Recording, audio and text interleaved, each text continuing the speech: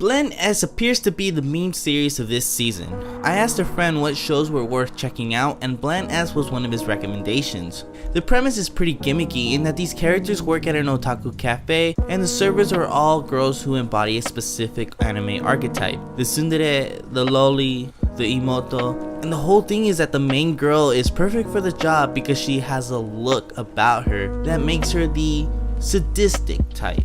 She has a resting bitch face! The show is obviously an adaptation of a 4-koma manga, and it's immediately noticeable when each scene is a clear setup for a gag which then proceeds to move on to something different and unrelated. I really think that this type of show would be much stronger if it was a 12-minute show like Surezure Children, because with a premise such as this one, 22 minutes feels like such an effort to get through these gags. It's really boring! I don't know, my initial thoughts on the show were, I bet the manga is much better. Where am I going with all of this? Why am I talking about the show in the first place? Well, it's because our little sadistic shoujo here is a glorified Gaijin Hunter.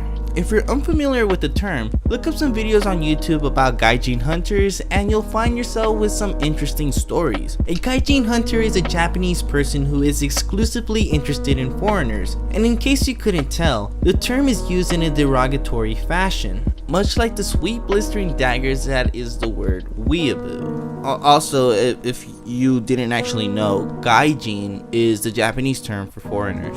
The way we get shitted on about being weebs for showing the slightest interest in Japanese culture is the same way that people get shitted on for being interested in non-Japanese culture. In the most extreme cases of a weeaboo is that they renounce their own culture over Japan, right? It's actually the exact definition!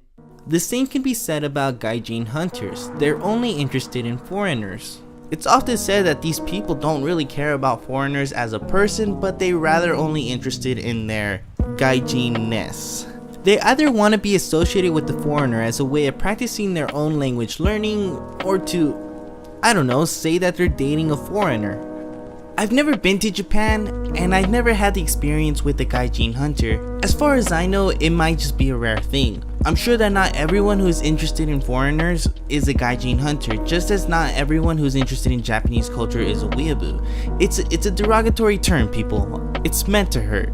I've seen this video where this guy talks about his experience with the girl he met in Japan. He said that meeting up with this girl was such a strange experience for him, and when he asked his host parents about the girl, they told him that he's better off staying away from her because they thought that she was a Gaijin Hunter. I'll link the video in the description if you're interested. But back to Blend S. I watched episode 3 and it really hammered home how sadistic's fondness for everything that is foreign. There's a moment where her Italian boss is lying his head on her lap and she gushes over the fact that he has blonde hair, and she then proceeds to rub one off on him. She also tells a story about how the first time she heard English being spoken, she felt a surge of the world beyond her and that she wanted to be a part of it.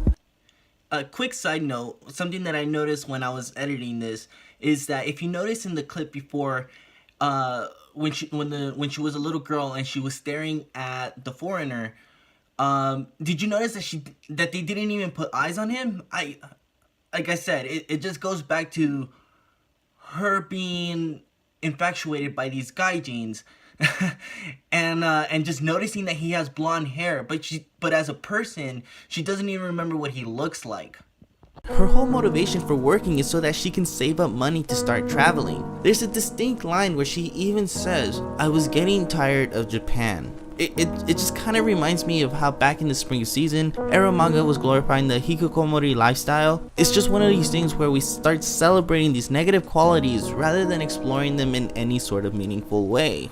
Now, I get that this show is a comedy and it's going for slapstick humor that we often see in these 4-koma series, but the reason that Gaijin Hunters are thought of in a negative fashion is because their approach to foreign interaction is embodied in such a shallow way that these people aren't even treated with any respect. The way that it's described is that if you're a foreigner, you're basically a walking flag of the country you're from, and that's kind of how sadistic comes across. My friend told me that there's supposed to be a romance that develops between her and her boss, and I've seen some of that start to develop where the boss wants to go on a date with her, and to that I have to wonder, would he even stand a chance if he wasn't Italian? Because episode 1 shows a hint at their connection, but it's clearly because he stands out in a crowd of people as a blonde white guy, and she's expressed how badly she wants that sweet, foreign experience. She wants to have sex!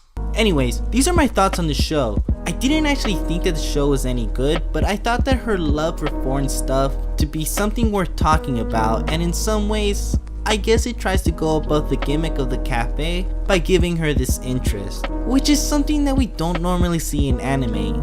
Other than that, I have a sneaking feeling that the manga is a much better time. Thanks for watching.